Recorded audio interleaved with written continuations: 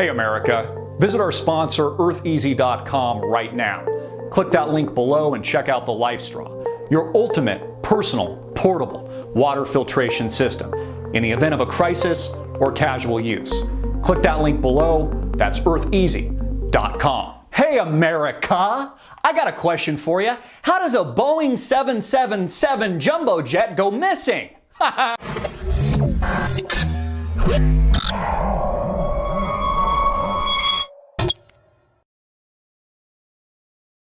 Well, let's explore some possibilities. And again, the great thing about the alternative media is thinking. So hear me out on this, because there's a number of conspiracy theories that I actually think hold some weight. Hold a little what we used to call agua here in the United States before it became contaminated by Fukushima. Here are a couple conspiracy theories I think that we should think about. When a skilled illusionist makes something seemingly disappear right in front of your very eyes, it's usually because the object never existed in that location in the first place. Which brings up a very important question. Did Boeing 777 Flight 370 actually even take off in the first place? In fact, can you prove that to me? Prove that the flight actually left the airport, the landing strip, on its way to Beijing, China from Kuala Lumpur. Because the missing pieces here don't make a lot of sense. And the longer the ticking clock goes tick-tock and the days pass, the larger the conspiracy grows. Now remember, the black box seemingly just wasn't working. It was an inconvenience for that day. All that super high-tech technology that's made for this very reason, that's able to withstand an impact or an explosion some, multi-thousand times the impact of a down plane, just isn't working right now. It's a malfunction of the technology. Radar didn't pick it up either. It just disappeared in a Bermuda Triangle on its way to Beijing, and then turned and went west, seemingly, without giving any kind of distress signal, without any of the people on the planes maybe sending a text message, because these planes have internet now. I'm sure you've been on these planes, saying, hey, we've been hijacked. Hey, maybe the possibility is they didn't know they were being hijacked. And here's another thought. Maybe the people on the plane on board are still alive. Their loved ones calling them and their phones still ringing out. Maybe the plane has been somehow docked in a hangar somewhere. It's getting a sexy new paint job on the exterior. Everybody's been taken out. Now they're arming it with a nuclear weapon. Maybe they're going to fly that plane in, I hope to God they don't, into some kind of American or European city. Maybe it's a part of a much more elaborate plan. Or you know what? Maybe the conspiracy is aliens. Maybe an alien came down and just ate it, gobbled it up. Ate the big Boeing 777.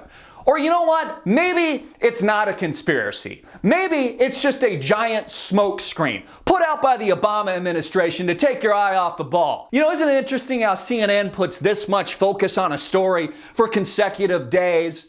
I always tell you, America, when they're doing this with the right hand, make sure you don't forget about what they're doing with the left hand. Obama came out today and said, you know what, Ukraine, the civil war they've helped spawn over there, the destabilization effort, they do this in countless country after country, whether or not it's the Middle East, Iraq, Afghanistan, these foreign invasions, or the Arab Spring movement, or the toppling of Egypt or Syria, or the attempted toppling of Syria, I should add. They do this all over the country. Obama said all over the world. Obama said, you know what, the Ukrainian people, wow, they're so special for wanting democracy. Of course people want democracy. Of course people want freedom, but it has nothing to do with what's going on in Ukraine. Vladimir Putin has to sit back and honestly laugh at this jack-off of a president who no one respects. Obama says, don't cross a red line, Bashar al-Assad. Don't do this or I'll invade. And that's the point. Vladimir Putin didn't invade shit. He's just taking care of one of his second largest naval ports in the Crimea region. He's responding to the people that want democracy, that want to join Russia. That's all he's doing. That's why they're signing a referendum and saying, we don't want any part of the West.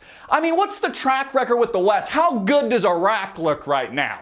Have we given it democracy? Have we given it any freedom? No, it's a hellhole. It's a POS. All these places we invade turn to crap. Turn to bloody scars and death and a big pile of you-know-what. A big manure for the rest of the world to somehow clean up. And it's exactly what's going on today.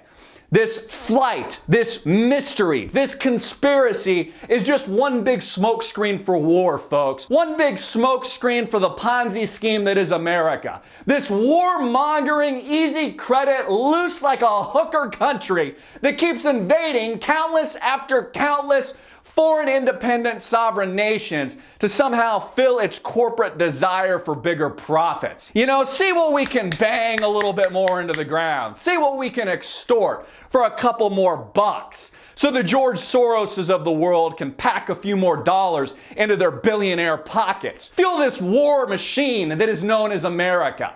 You know, the random drone strikes in places like Yemen, where Obama kills American citizens without trial or jury, people like Anwar al-Awlaki. This is the country that we live. It's a POS, it's a bunch of BS, and it's a smokescreen for the larger conflict that it's going to be hard-hitting and in your face in the not-too-distant future. Prep yourselves for war, people, because when you're watching the right hand, Obama's working the left. I'm Christopher Green. Get it out, hard-hitting and in your face. Make it viral. Peace.